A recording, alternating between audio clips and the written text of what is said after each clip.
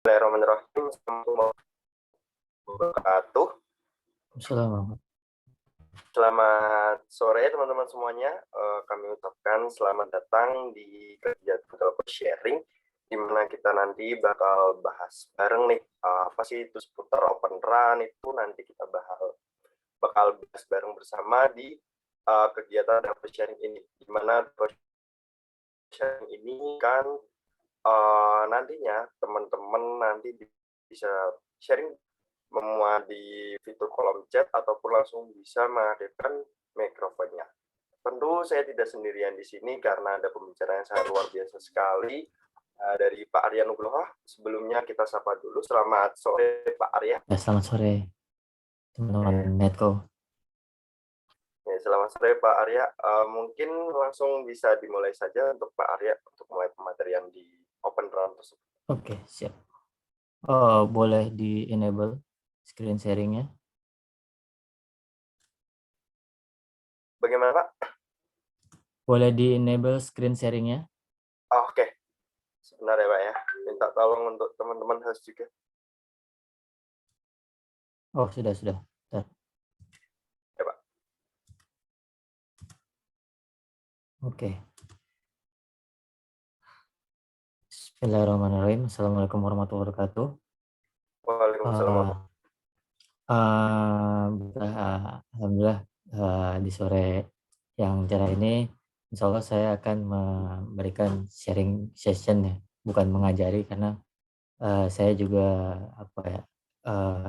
saya juga sedang belajar juga mengenai Open Run ini karena kebetulan di uh, saya dalam satu departemen yang sama untuk ngurusin si rig ini di Open Run. Jadi kurang lebih sedikit tahu mengenai Open Run ini. Baiklah, dimulai dari perkenalan dulu. Nama saya Arya Maulana Nugroho. Saat ini saya bekerja di Rakuten Mobile Japan sebagai data scientist, run engineering.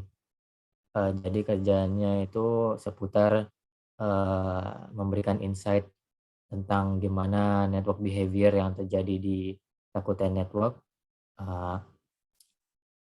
mulai dari subscriber sampai dengan performance.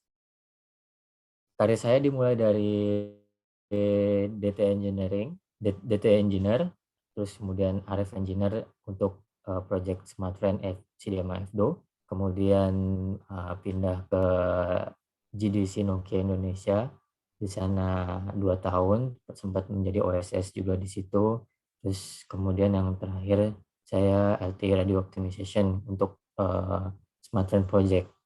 Terus kemudian saya ke Myanmar untuk project Oredo Myanmar selama 1 tahun di sana, kemudian ke Bali sebagai radio optimization engineer juga di NPM project Huawei Service, kemudian ke Papua juga untuk project TrueConnect, dan terakhir di Jepang. Sebelum saya di Rakuten, saya di Motive Research sebagai LTE NR NB-IoT MTC Radio Optimization untuk operator SoftBank Japan. Oke, kemudian dimulai dari Open Run Group. Jadi sekarang ini ada 2 Open Run Group yang meriset tentang Open Run ini. Yang pertama itu ada Oran Alliance, di mana ini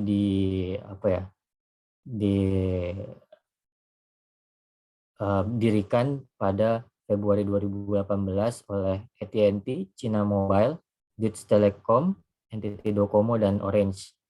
Terus kemudian mereka establish di Jerman pada Agustus 2018. Misinya apa sih Oran Alliance ini? Mereka menaungi untuk specification. Specification itu kayak standarisasi gimana orang itu akan berdiri untuk selanjutnya.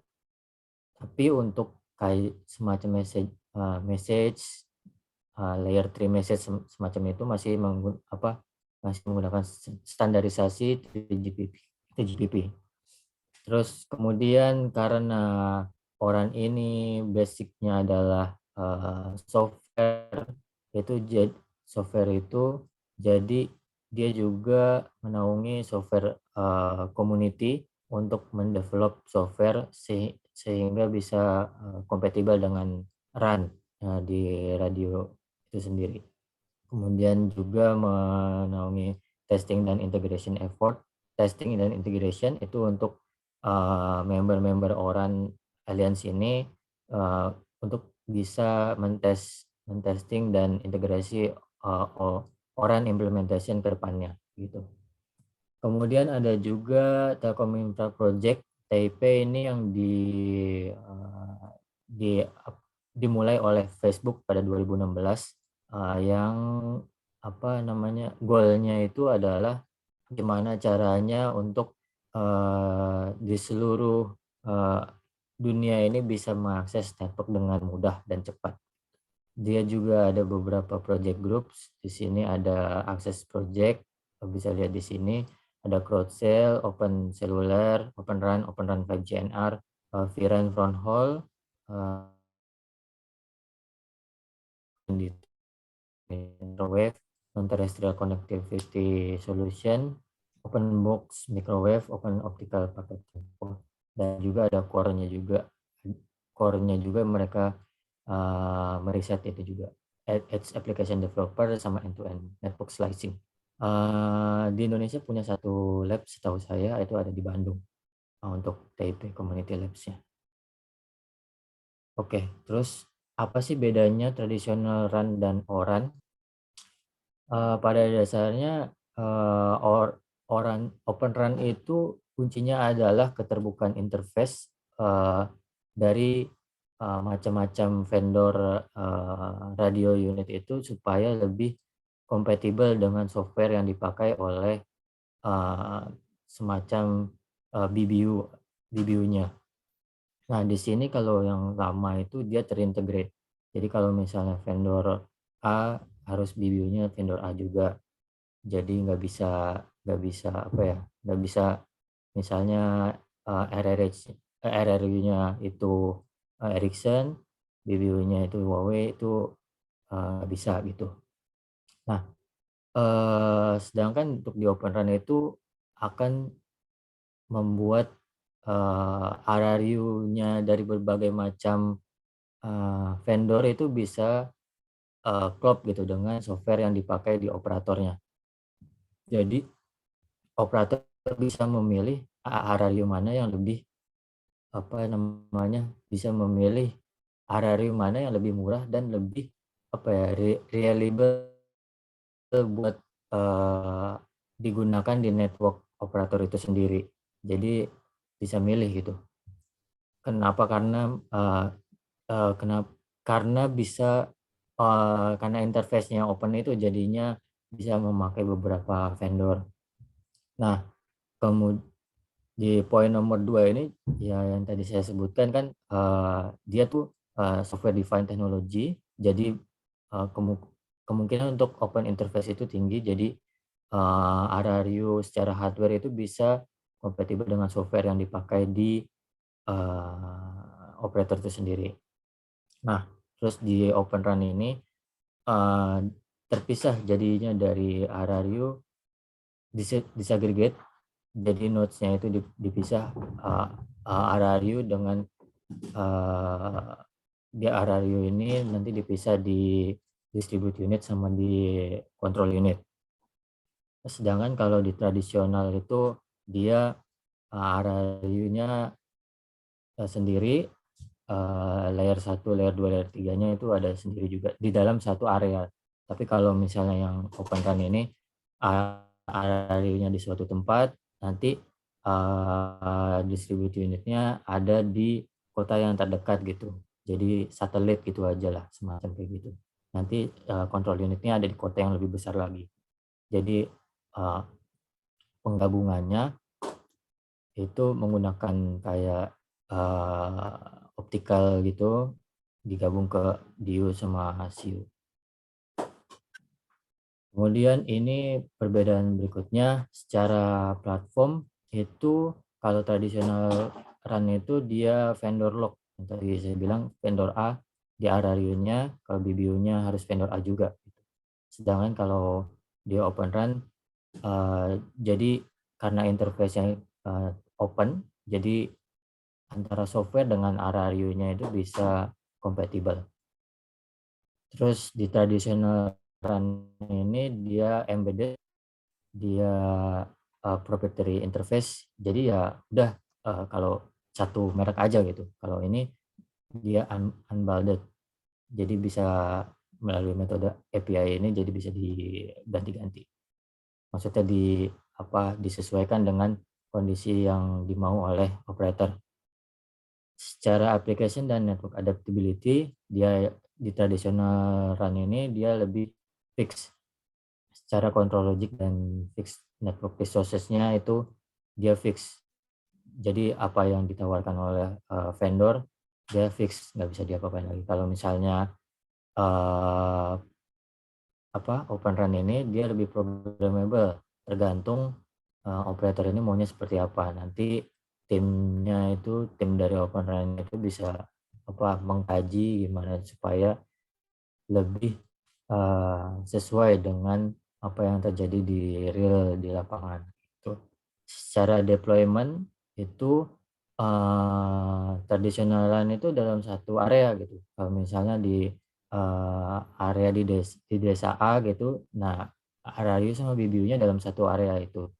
Kemudian kalau di open run itu nanti bakal kayak di desa A itu cuman Arario-nya aja sama fisik kayak semacam modul gitu untuk mendekode physical layer bawahnya. Kemudian nanti dengan fiber atau mungkin dengan interface apapun lah, maksudnya media mungkin media fiber disambungkan ke distribute unit yang ada di kota yang lebih besar di sebelahnya gitu. Misalnya desa A ke kota A gitu, distributnya ada di kota A. Jadi secara transport, maksudnya secara biaya lebih banyak ini kan daripada si open run itu sendiri. Terus kemudian di mana sih arsitektur dari open run itu sendiri? Open run arsitektur itu nanti seperti ini. Di sini ada radio remote unit, Ario-nya. Disamakan tempatnya sama physical lower layer di sini, juga untuk interface antara radio remote unit ini yang ada di outdoor unit ini untuk menyambungkan semacam interface itu ke distribute unit, di mana distribute ini akan secara protokol itu akan mendekode physical high layer, MAC layer, dan RLC. Terus dari sini melalui interface F1 itu menyambung ke control unit, di mana di control unit ini dia dipisah antara C-plane sama U-plane. Di C-plane ini ada RLC dan PDC-PC, dan di U-plane ini ada SDAP sama PDC user plane. Ini dua-dua di antara si plane dengan U plane disambungkan oleh interface E1. CU sama DU ini ada di network function virtualized NFVI platform, semacam virtualized gitu. Dua-dua ini akan dikontrol oleh run intelligent controller, di mana run intelligent controller ini akan sebagai kayak semacam otomasi gitu. Jadi gimana sih cara run intelligent controller ini bekerja? Jadi semua info-info yang didapat dari UI, di sini UI Itu semua yang melalui jalur ini akan dikumpulkan di run database ini. Ini sebagai bank data, gimana performance dari UE itu sendiri, nanti secara data ini akan di-train datanya itu oleh train model ini, kemudian akan dieksekusi sesuai dengan kebutuhannya masing-masing. Kalau kalau anomali di radio connection management mungkin dieksekusi oleh sini, nanti dieksekusi oleh Rick ini melalui itu interface, tergantung mau eksekusi yang mana. Jadi ketika ada anomali langsung dieksekusi secara non real time itu standarnya itu lebih dari 10 milisecond tapi kurang dari 1 second. Dan dia juga ada orchestration dan automation, di mana orchestration automation itu diisi oleh desain network itu sendiri, terus inventory network itu ada apaan aja, node-node-nya itu ada di sini datanya, terus secara polisi itu gimana si network di bawahnya ini bekerja dan konfigurasi tentunya. Dan juga di orchestration automation ini juga ada controller juga. Jadi tapi ini tidak non real time. Jadi semacam apa sih namanya, enhancement gitu, feature seperti itu untuk merubah di sini. Nah, secara detail itu run intelligent controller near real time itu ada di bawahnya ini. Jadi di near real time itu ada interface O1 sama E1 interface, dan juga ada E2 interface. Dan di sini ada run database tadi yang saya bilang itu isinya adalah data-data run yang melewati Eee, data-data UI yang melewati run ini. Nah, di dalam near real time ini ada, namanya, eee, sub eee, XApp Application Subscription Management. Ini untuk me-manage aplikasi-aplikasi yang ada di near real time rig ini, supaya lebih, mendistribusinya lebih, baik gitu untuk aplikasi-aplikasi ini. Dia juga ada conflict mitigation untuk meminimalisir overlapping dari request yang akan diberikan oleh aplikasi ini. Kemudian juga ada service ada security juga. Security ini untuk skema security-nya gimana XApp ini akan berjalan. Di manajemen service ini ada juga di dalamnya fault management, configuration management, and performance management. Dia akan memberikan info untuk si orchestration dan automation. Terus ada life cycle management juga di dalam sini. Life cycle management untuk si aplikasi-aplikasi yang ada di near real time rig. Kemudian juga dia bisa mengumpulkan log dari aplikasi-aplikasi yang ada di near real time ini juga. Oke, terus setelah log-log ini, setelah run database ini dikumpul dari data-data UI yang melewati run ini, dia akan dieksekusi oleh aplikasi-aplikasi ini melalui itu termination, itu interface, kemudian ke itu nodes. Itu nodes itu maksudnya adanya di either itu di CU atau di DU. Terus kemudian benefit dan challenge Open Run ini yang menjadi pokok pembicaraan kita kenapa Open RAN itu bakal menjadi future telecommunication. Pertama itu, dia lebih disaggregate, software sama hardware-nya itu. Jadi ter jadi dia lebih, secara protokol dia terpisah terpisah gitu prosesnya. Eee, Dia split antara physical layer bawah sama physical layer atasnya itu terpisah, jadi lebih cepat untuk prosesnya. Kemudian dia lebih scalable, secara desain hardware-nya, kemudian, dia bisa multi vendor dan multi operable design.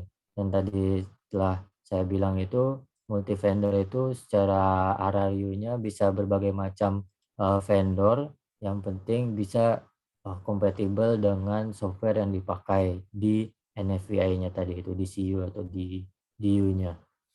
Kemudian ini yang paling penting itu Intelligence Autonomous Network with ML dan AI. Dia, melalui RIG itu akan diimplementasikan intelligent autonomous. Jadi dia, secara otomatis mengeksekusi apa aja anomali yang terjadi di, network RAN yang tadi di either itu di CU atau di DU. Eee, mela Melalui mengumpulkan data dari, behavior UI, yang mengalami degradation atau anomali itu akan dieksekusi oleh, eee, RIG itu sendiri. Nah, terus dia punya, spesifikasi yang common untuk semua spesifikasi melingkupi 3GPP, dia GSMA segala macam. Terus dan ini yang juga yang penting, dia open source. Jadi, bisa jadi, masing-masing operator itu bisa secara bebas mendevelop apa yang sesuai dengan yang terjadi di, network mereka itu masing-masing. Keterbutuhannya seperti apa. Jadinya bisa mendevelop ya lebih baik gitu dan bisa in-house. Nah, jadinya itu benefitnya itu lebih capex dan opexnya. Dia, bisa network efisiensi dan performance tadi itu melalui machine learning dan artificial intelligence, melalui data-data yang dikumpulkan, data-data UI yang dikumpulkan melewati RAN tadi itu, dia lebih efisien karena secara otomatis akan di-maintain, oleh RIG tadi. Terus, eee, cap Open RAN itu bisa, eee, kapabilitasnya mungkin lebih, akan lebih bagus dan lebih, lincah gitu maksudnya, eee, lebih ya tadi itu lebih, fit untuk lebih pas untuk, keadaan operator, gimana maunya. Tapi juga ada challenge-nya di Open RAN ini, dia, sistem integration cost-nya itu tinggi, terus karena, Open RAN ini masih baru jadinya dia butuh waktu untuk masuk ke market, itu gimana. Karena belum, masih sedikit untuk proven gimana performance dari Open RAN ini. Jadi operator tuh harus, cukup berani untuk mengimplementasi, Open RAN ini. Terus cara operation and maintenance itu juga lebih sulit karena teknologi masih baru dan referensi masih belum, banyak mungkin jadi, lebih sulit gitu. Terus ya itu, ada industry fragmentation and reduce innovation, kemudian less clear and distribute accountability-nya. Nah ini, juga sebagai, poin plus dari Open RAN, eee, dia apa namanya Run Intelligent Controller ini secara otomatis melalui teknologi machine learning and AI, dan tentunya bisa di programmability di rig ini. Ya, maunya diimprove seperti apa bisa diprogram di AI ML ini. Di Run Intelligence Controller ini dia bisa banyak seperti yang sering kita lakukan sebagai optimization engineer. Di sini ada handover optimization, radio ring management, advanced sound juga bisa diimplementasi di sini, di rig itu. Terus sekarang yang ada di use case yang ada sekarang itu ada ini semuanya, ada small cell, macro small cell, macro and straight MIMO and millimeter wave. Terus ini MBB juga akan menjadi use case Open ini. Dan sekarang dari radio hardware-nya ini semua yang menjadi pemain yang sudah mengimplementasikan Open Run. Mungkin kalau ada yang kurang. Nah, terus secara software ini juga yang Mavenir, Altiostar sebagai pemain yang sekarang yang sudah memainkan Open Run. Dan secara server dan platform ini ada Dell, Mavenir, juga ada Red Hat, Kubernetes, dan VMware. Oke, itu aja. Terima kasih. Dikembalikan kepada moderator. Oke, baik. Terima kasih Pak Arya atas materi yang telah disampaikan. Mungkin dari teman-teman ada yang mau bertanya? Bisa langsung mengaktifkan mikrofon atau langsung mengetik di kolom chat aja. Oke Pak, misal belum ada dari teman-teman, barangkali aku mau bertanya nih Pak. Pertanyaan dari aku, teknologi Open Run itu sendiri apakah sudah digunakan oleh operator-operator yang ada di Indonesia ya Pak? Kalau di Indonesia, saya yang saya tahu di Indonesia itu belum ada, masih dalam proses pengembangan mungkin. Tapi untuk roll out-nya saya belum begitu. Saya nggak mengikuti perkembangannya. Kalau mungkin dari teman-teman di sini ada yang tahu bisa diinformasikan. Saya tidak mengikuti perkembangannya saat ini.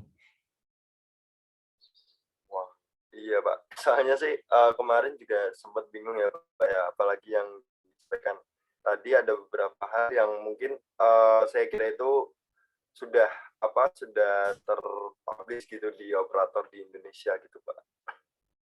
Mungkin kalau di Indonesia ada IP Lab itu di Bandung itu, mereka masih, saya belum mendengar sih ada rollout Open Run di Indonesia, belum mendengar. Oke, kalau Kalau di tempat di Jepang sendiri itu masih di tempat saya bekerja terutama itu masih di proses staging, maksudnya itu masih di dalam laboratorium, maksudnya di lab itu gimana sebelum diimplementasikan di lapangan.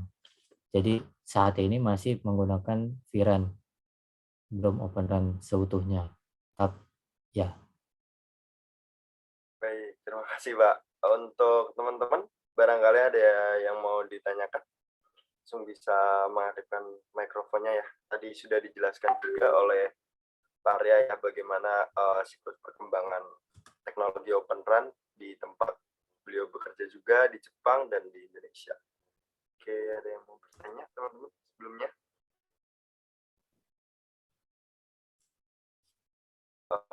Sambil menunggu ya Pak, kita ngobrol-ngobrol dulu nih Pak. Ngomong-ngomong Pak Arya sekarang lagi di rumah atau di kantor Pak? Di rumah. Oh, wah. Ya. Oh iya, libur ya Pak ya, di Sabtu Pak.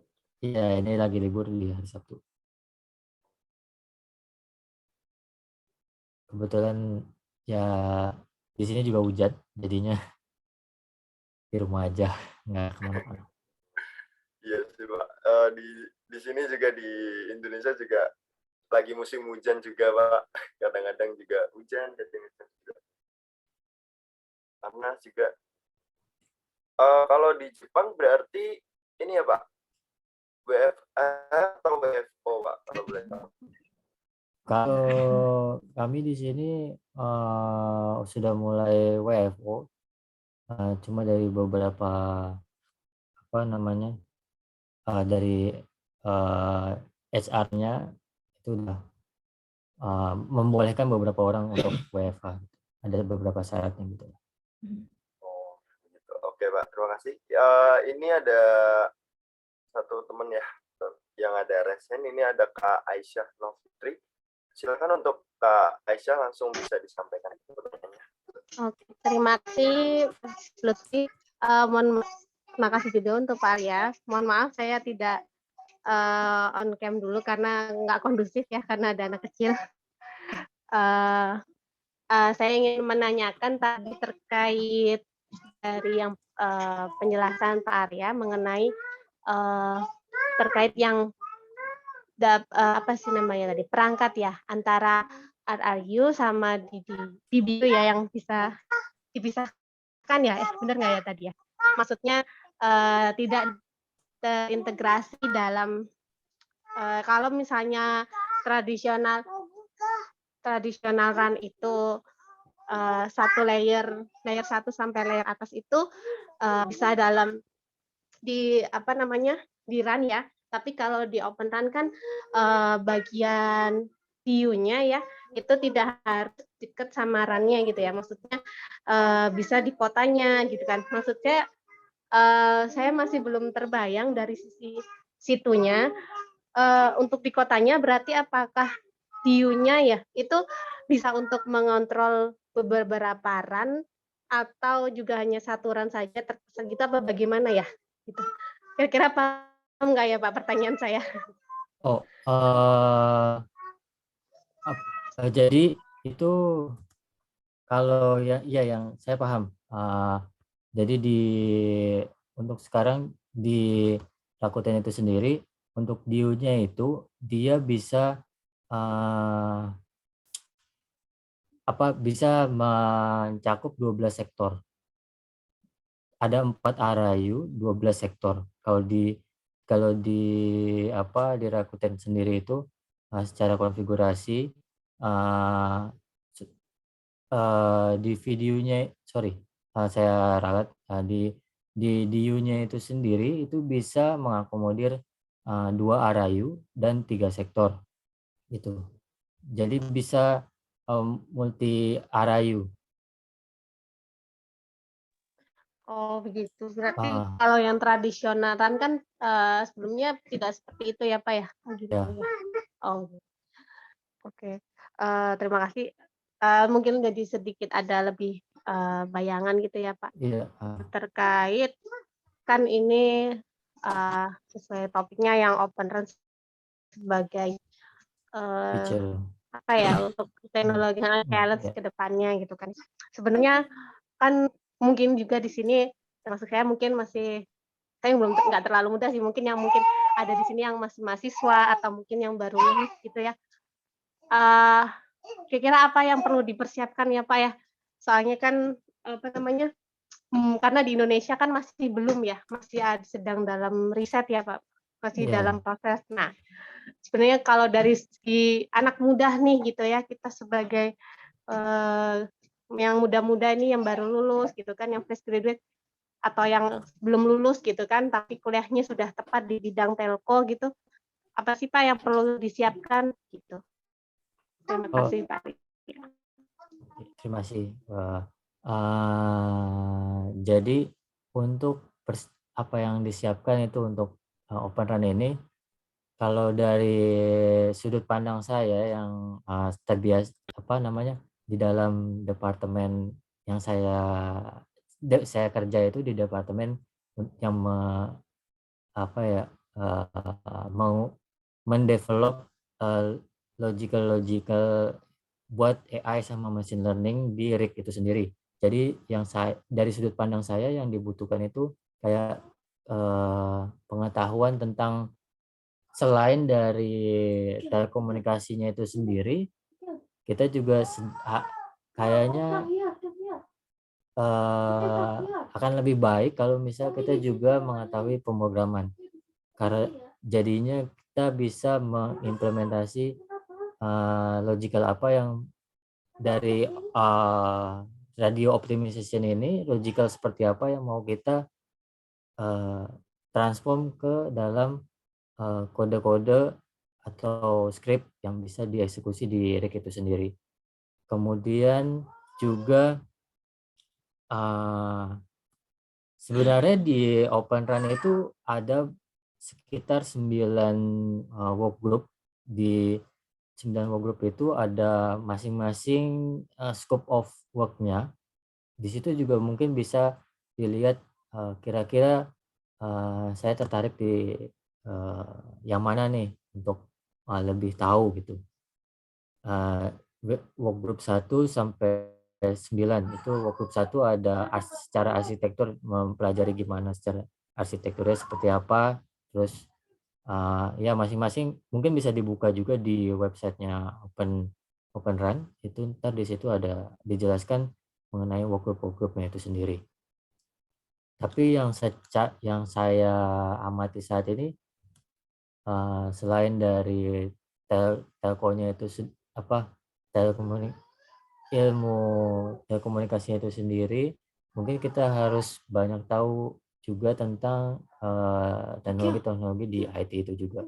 Kayak di Open Run itu akan menggunakan teknologi containerization. Kita juga harus tahu banyak tentang containerization itu, gimana cara bekerjanya, kayak gitu.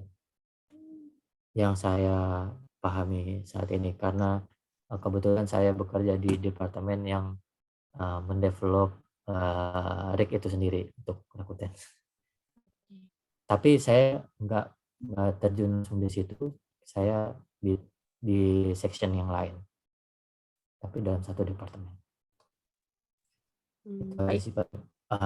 Mungkin bisa dicek di websitenya Open Run. Di situ ada deskripsi work group-nya itu mau menjelaskan tentang apa gitu. Di sistem dipelajari. Oke Pak, terima kasih atas penjelasannya cukup jelas. Sama-sama. Ini ada Mas Amir Musa Baharsyah. Pak, ingin bertanya ya Pak ya, untuk challenge atau tantangan implementasi teknologi Open Run itu seperti apa saja Pak? Yang tadi itu challenge-nya itu balik lagi, karena ini teknologi baru, masih belum ada proof, bukti performanya seperti apa gitu. Jadi ya harus berani gitu buat implementasi ini. Dan itu apa sih namanya, impact-nya juga nggak kecil kan kalau misalnya gagal gitu. Jadi itu sih paling challenge-nya. Terima kasih Pak Arya. Terima kasih juga untuk Kak Aisyah dan Mas Amir yang bertanya. Buat teman-teman nih, jangan malu-malu kalau mau bertanya langsung, bisa langsung menghidupkan mikrofon atau mengetikkan di kolom chat. Oke, kita sambil nunggu nih Pak pertanyaan yang lainnya mungkin. Oke, ini ada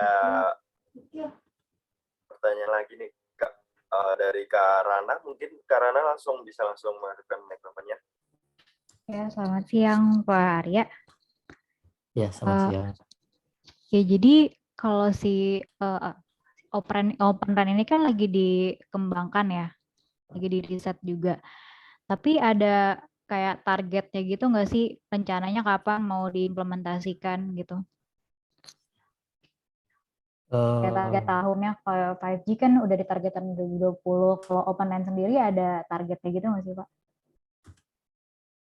Makasih. karena saya sempat lihat di apa salah satu artikel itu kalau open run ini bukan sprint tapi dia maraton. Jadi jadi mungkin jaraknya akan lumayan karena eh, dan juga akan cepat itunya apa berkembangnya itu akan lebih cepat karena dia kan di deploy terus-terusan kan karena dia mau proof lebih baik jadinya eh, apa ya mungkin bakal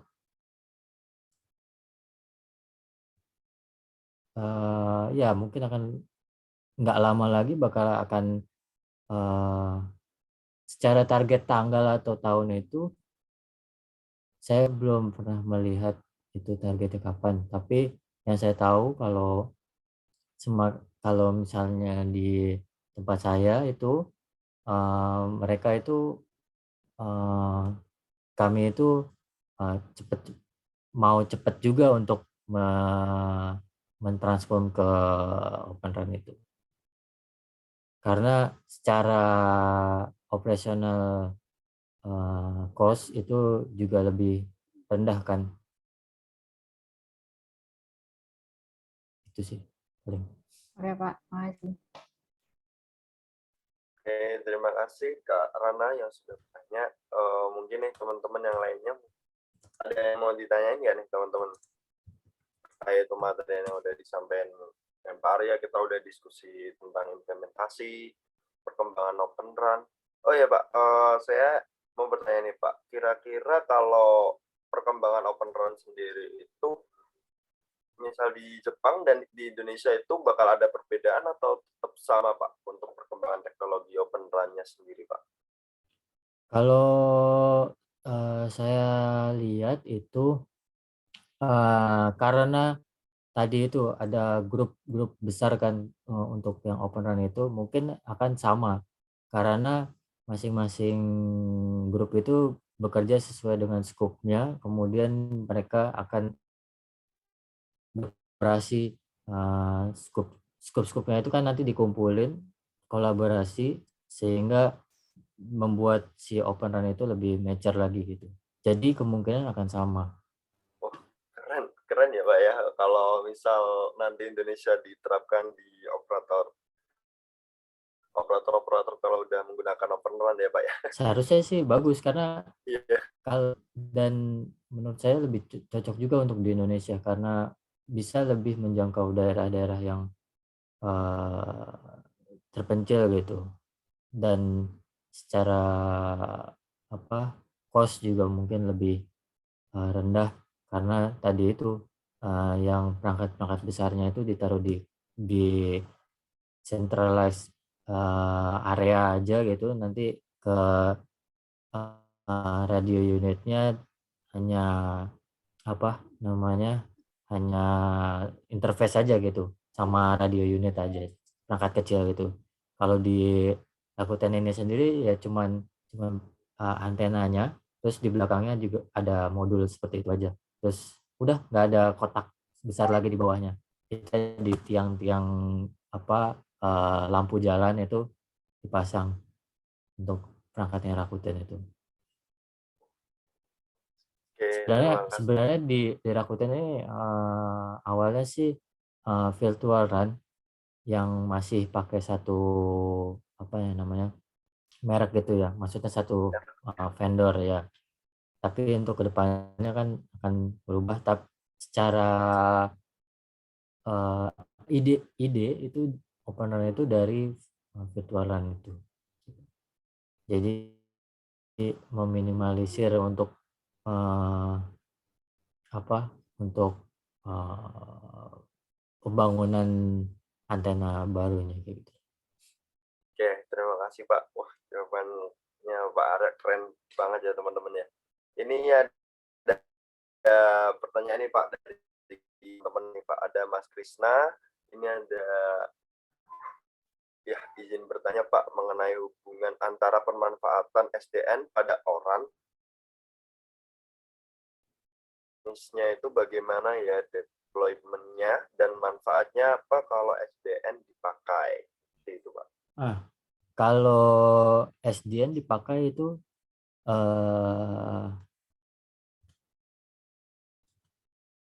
jadi tadi kan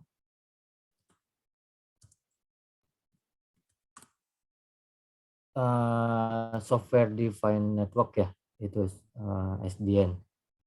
Ya, Jadi lebih pertanyaan apa? Manfaatnya dia lebih dynamic, terus lebih manageable, sama lebih cost-nya itu yang dipakai akan lebih terukur gitu.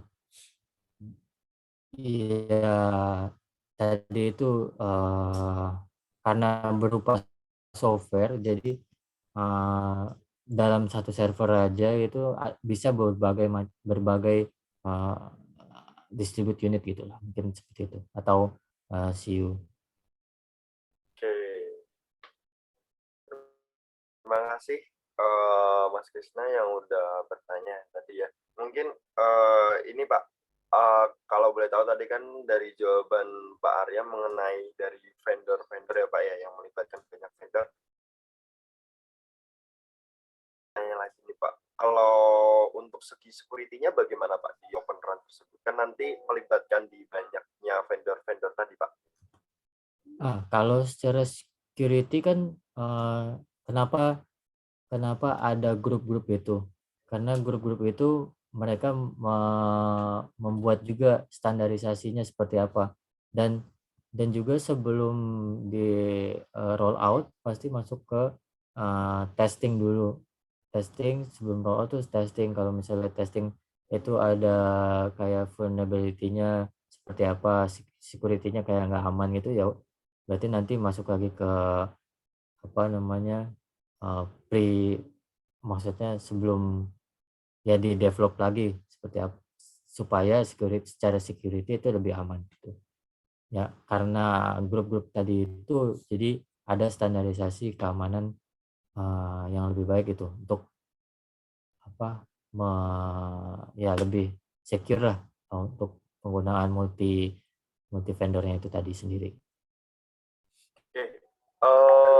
Kalau secara teknisnya itu sama ya Pak ya, seperti tadi pada pemanfaatan yang Mas Krisna diajuin, kayak pemanfaatan SD pada orang, atau berbeda Pak pemanfaatannya? Pemanfaatannya gini maksudnya gimana ya? Pemanfaatan secara teknisnya Pak.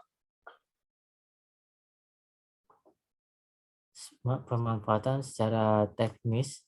Iya, di SDN-nya tadi yang Mas Krisna pertanyaan di kolom chat Pak.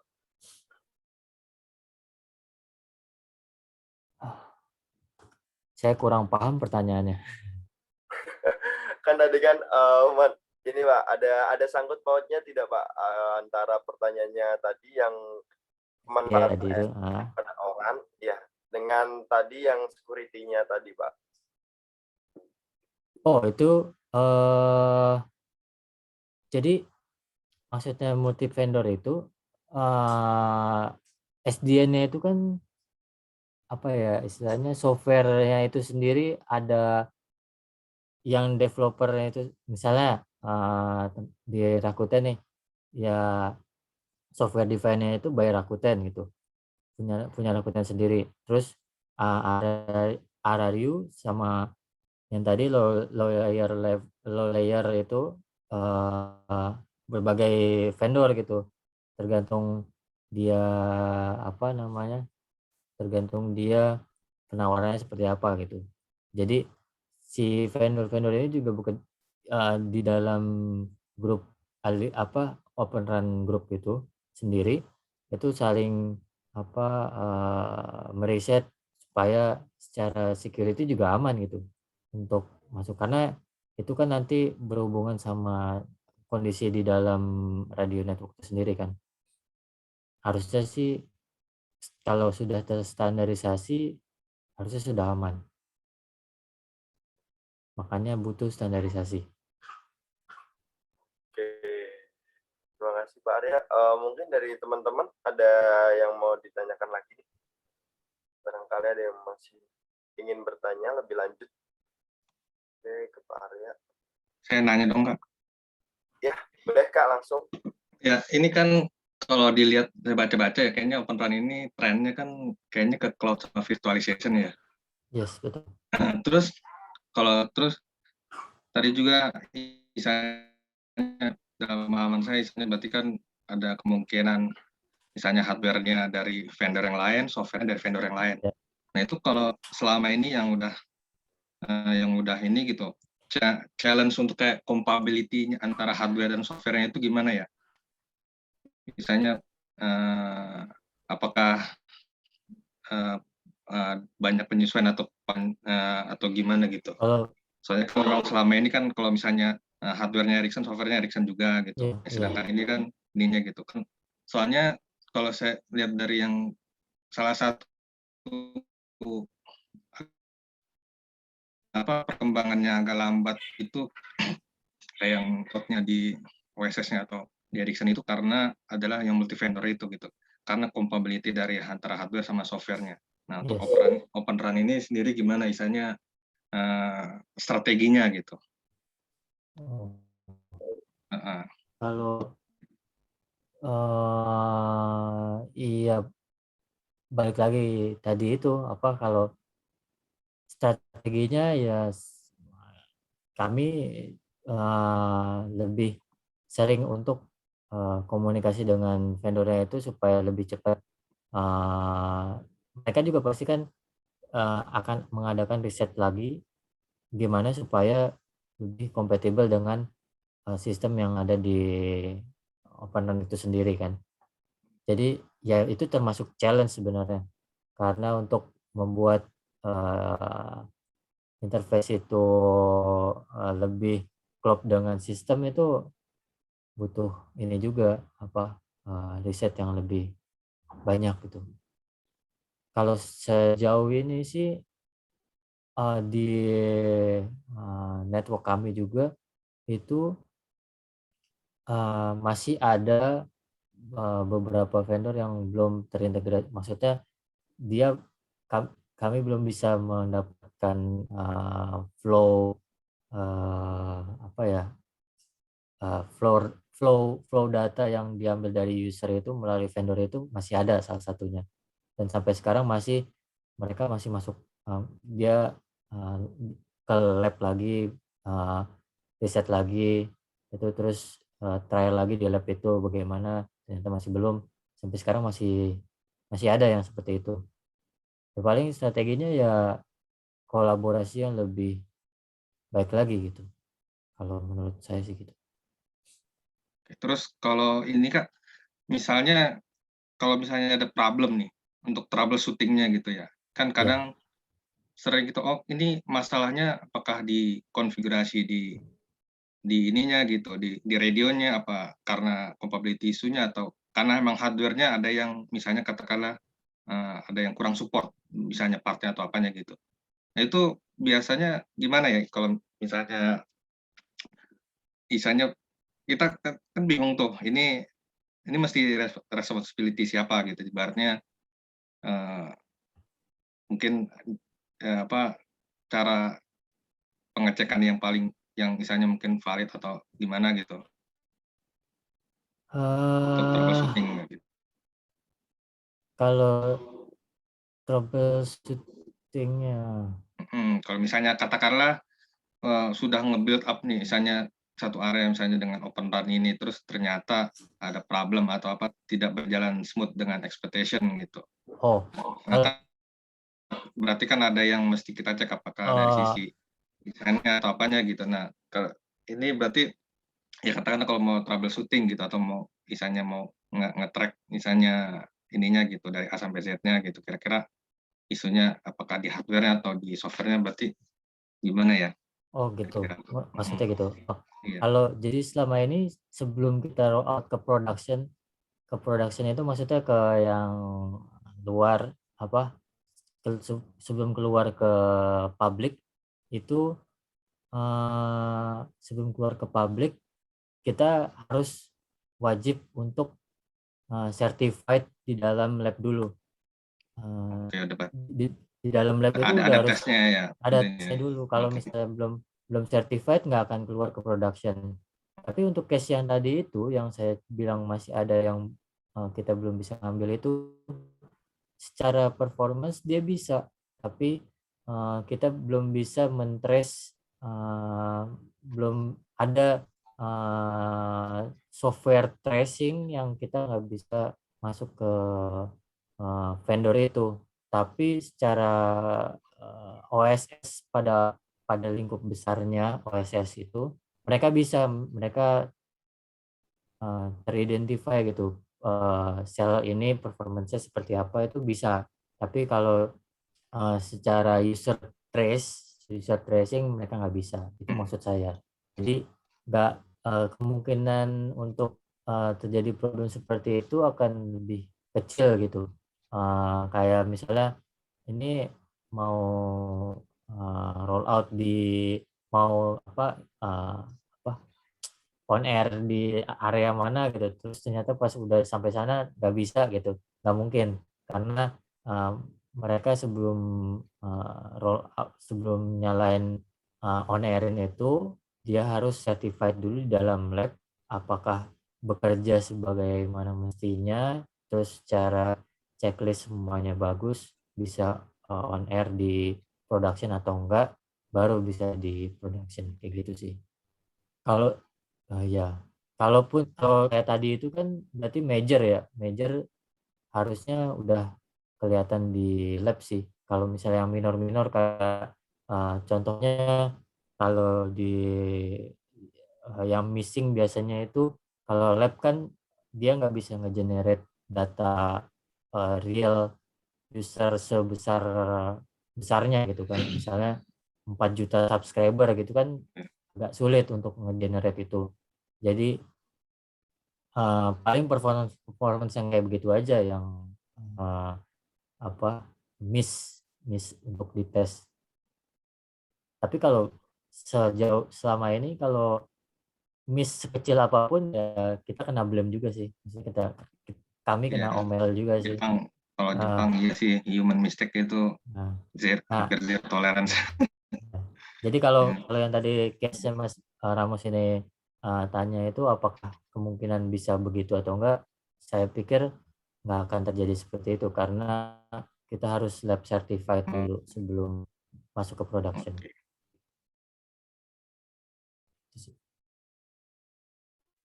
Oke, terima kasih Mas Ramos atas pertanyaannya ya tadi ya. Ya, terima kasih Mas.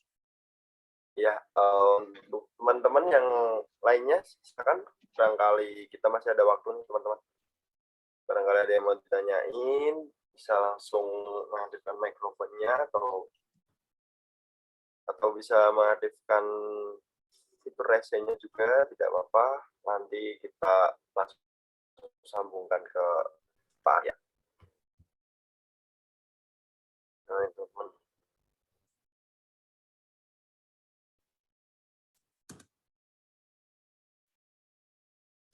Oke, sepertinya masih pada ini ya Pak ya, masih pada ngetik, masih pada mikir-mikir ingin bertanya apa ya Pak ya.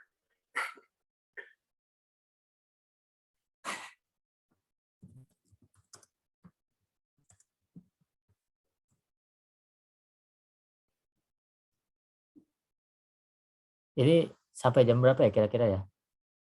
Ini Pak, misal nanti kita nunggu dari teman-teman dulu nih Pak, misal tidak ada pertanyaan langsung kita cukupkan saja Pak, tidak Oh apa-apa. gitu. Oke. Oke, apakah teman-teman sini ada yang mau ditanyakan lagi?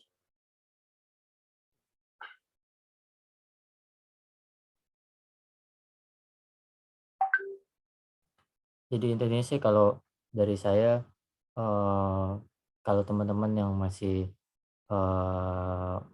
sebentar lagi lulus atau mau akan bekerja gitu, sebaiknya lihat dulu bagaimana apa ya, keinginan mau belajar yang seperti apa gitu.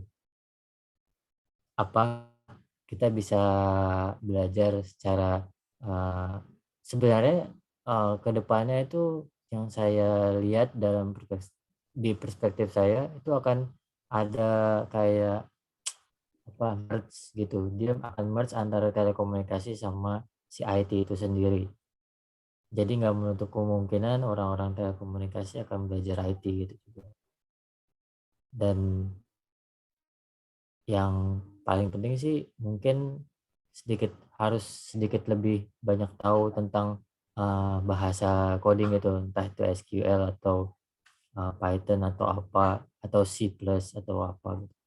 Karena kedepannya kan mungkin akan operator kalau misalnya Open Run ini sudah proven secara performance, secara biaya, cost segala macam, itu nanti operator kan nggak menutup kemungkinan akan meroll out Open Run itu sendiri karena udah ada bukti itu. Ini buktinya loh bisa menurunkan cost operation cost-nya lebih lebih rendah kayak gitu. Jadi ya kalau nggak rugi sih kalau misalnya harus belajar macam-macam gitu kayak cloud things, containerization atau routing kayak gitu, nggak salah sih. Tapi kalau misalnya minatnya di telco, mau belajar itu juga nggak apa-apa gitu. Atau sekarang lagi di RF engineer atau junior optim atau apa gitu, kalaupun jangan menutup diri dalam tempurung gitu lah. Kita harus belajar yang lain juga kayak gitu sih. Nggak ada Terima pertanyaan. kasih Pak. Ini ada pertanyaan nih Pak, dari teman-teman dari kolom chat. Ini ada Mas Krisna ya.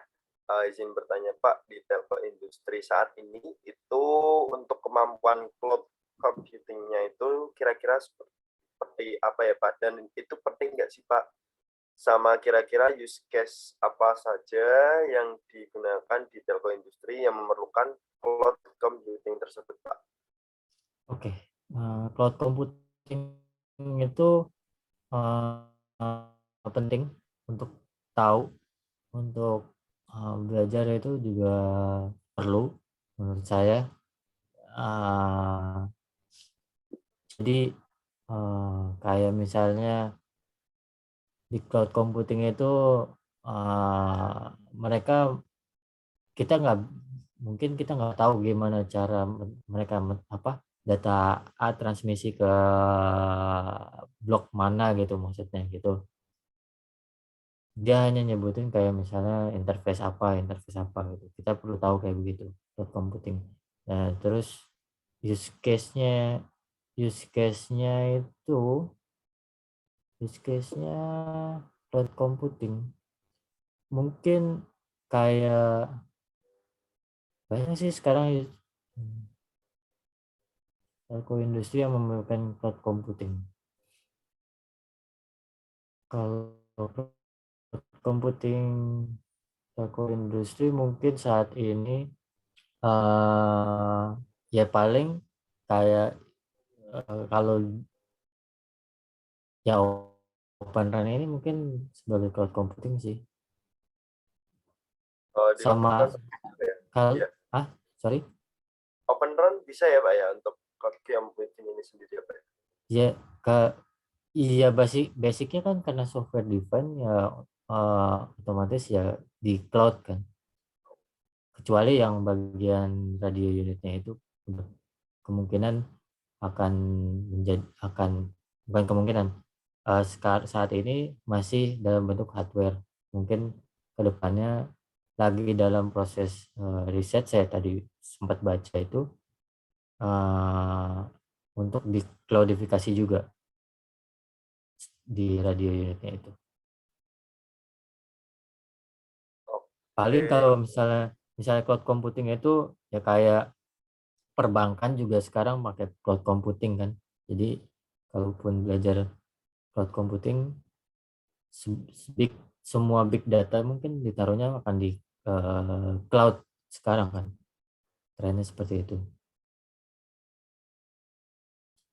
Oke, terima kasih Pak Arya. Terima kasih untuk Mas Krisna yang sudah bertanya di kolom chat ya. Mungkin itu pertanyaan Mas Krisna, dan mungkin dari teman-teman ada yang mau ditanya lagi kan nih?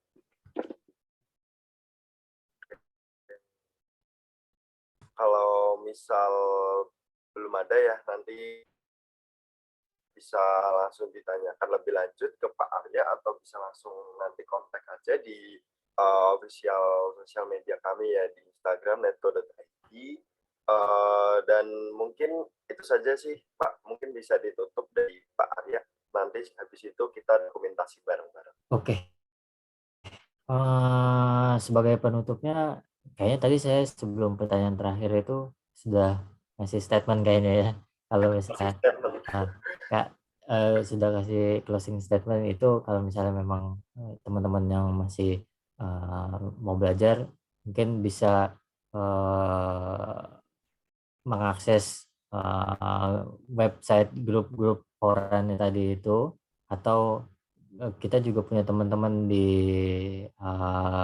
TIP Lab kan di Bandung, juga ada dari Netco itu, teman-teman Netco juga sebelumnya kita punya, mungkin bisa tanya-tanya langsung ke TIP Lab itu gimana, detailnya seperti apa, kalau yang di Indonesia seperti apa kayak gitu. Milestone bukan apa ya istilahnya, apa tuh, gimana ke depannya perjalanan si Open Run ini di Indonesia. Dan tadi juga kalau belajar yang lain itu juga nggak, maksud saya belajar orang telco tapi mau belajar di IT itu nggak masalah sih sebenarnya, harusnya nggak ada ruginya juga. Jadi ya senyaman-nyamannya belajar aja di mana, mau yang mana gitu. Terima kasih Pak Arya atas closing statement-nya tadi teman-teman ya. Bisa kita beri aplaus semuanya untuk Pak Arya atas materian yang luar biasa sekali ya pada sore hari ini. Kita banyak belajar bareng, kita banyak sharing bersama sama Pak Arya ya tadi ya, mengenai apa sih itu Open Run dan perkembangan sejauh ini apa sih Open Run gitu. Apalagi ini sekarang Pak Arya juga tidak berada di kita, di negara kita di Indonesia, tapi beliau juga tidak lupa untuk bisa memperkembangkan diri di Open Run di Indonesia tersebut. Oke, baik. Kegiatan selanjutnya sebelum kita tutup nih teman-teman, teman-teman yang bisa menghadapkan kameranya silakan untuk bisa menghadapkan kameranya. Kita bakal dokumentasi bareng-bareng nih teman-teman. Oke, ada beberapa ya. Teman-teman yang lainnya bisa saya tunggu.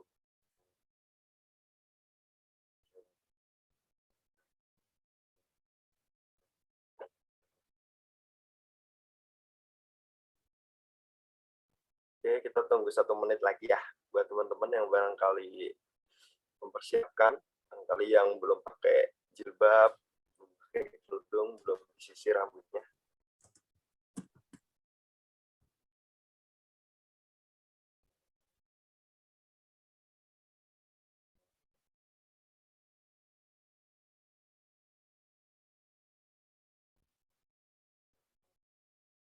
Oke, 30 detik lagi ya teman-teman.